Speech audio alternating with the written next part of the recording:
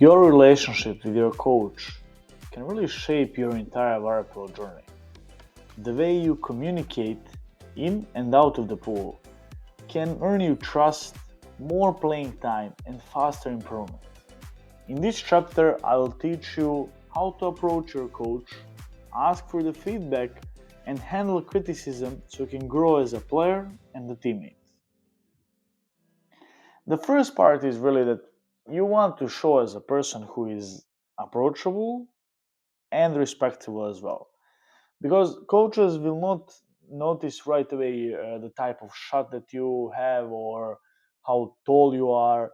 First thing is going to be attitude. So always greet your coach, look them in the eye, and show respect, even when you're frustrated. Simple things like listening without interrupting and thanking them after the feedback, it can really help you.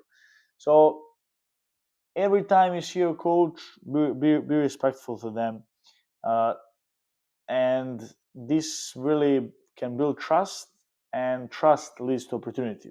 So that's why it can lead to more playing time, it can lead to more normal conversation and all the good things. The next part will be that you're supposed to choose the right time to talk.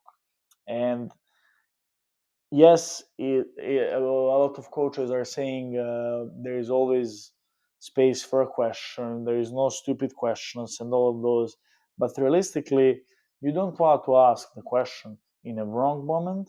And also, before you ask a question, think for a second, because things such as stupid question do exist. Because if the coach just explained it and you're asking the question about it, it means that you didn't listen really. So I would say take a step back, ask yourself the question first, and then if you still can find an answer, ask the coach. And so timing really matters. Try to avoid that the coach is explaining something and you're interrupting them. So during the drills, when they're giving the instructions, the whole team, at that time you shouldn't be asking any of those questions. The best time for those is before the practice, or during the breaks. For example, if you're swimming and there is a break of 1 minute, 2 minutes, ask them a question. And maybe you just stay after the practice while we're collecting the equipment, getting the balls, getting the cages out. This is the moment when there is some downtime when you can go to them and actually ask them the question. And obviously, if there is a bigger problem, you will ask them when is a good time for them to speak about something, and then they will say it. But I would say the very important part regarding the communication with the coach is that you want to speak directly to your coach instead of you having your parents speak with them. So it's between you and the coach. If you firstly tell your problem to the parent and then the parent goes to the coach, you're being basically just the bridge in between. Uh, you in between parent and the coach. So the coaches are going to see you differently if you approach them and ask them directly.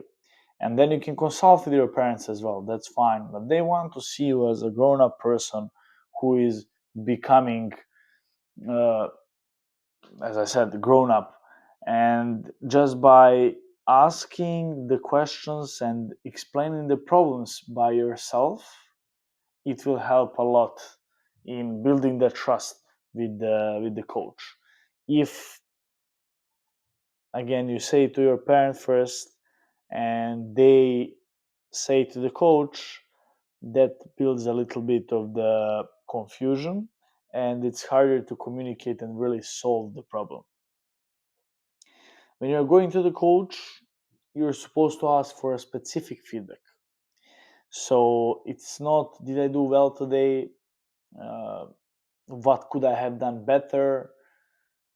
Basically, I would like you to construct the questions in a better way, which is how can I improve my positioning on defense for 6-on-5, or if my fakes aren't good, what exactly can I do to improve my fakes?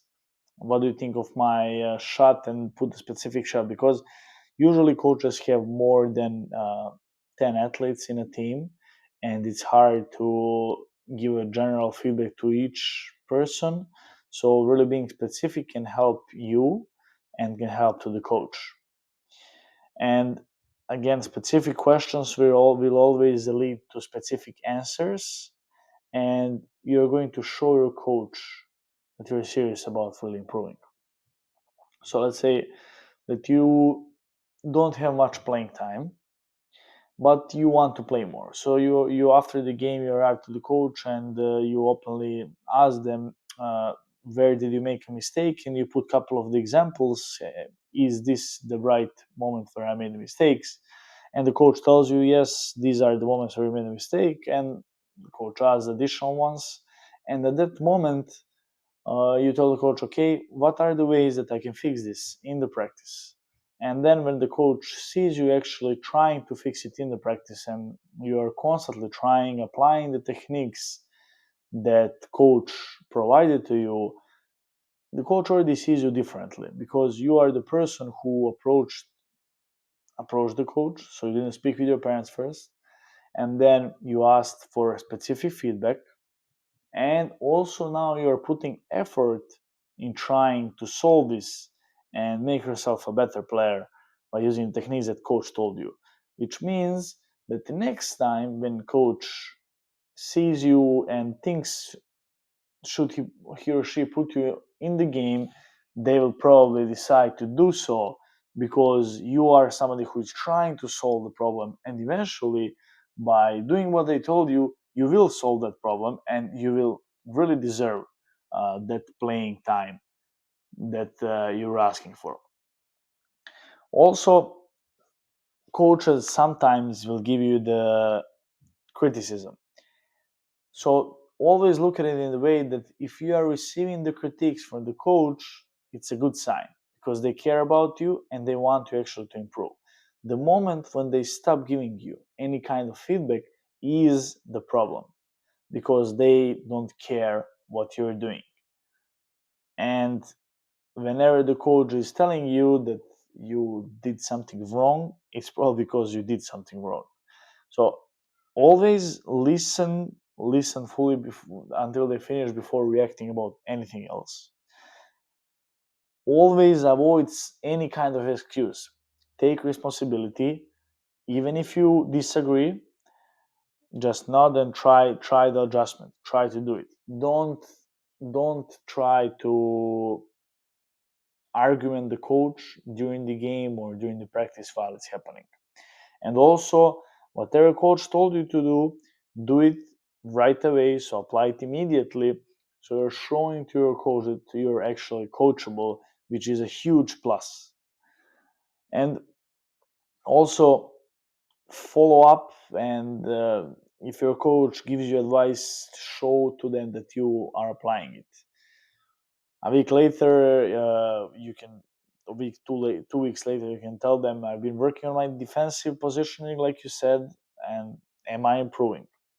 And this will show them really that you are trying and you're keeping track of it. So good communication with your coach is not just about talking. It's about listening, asking the right questions, and applying what you learn. Build that trust, and you will grow way faster, get more opportunities, and you will become the kind of player that every coach wants on their team. Also, when you're going to apply for the colleges are making the events of training practices for the team, tryouts, just to see how much somebody is coachable, and they purposely give you the feedback that you are supposed to apply right away, and in that way show.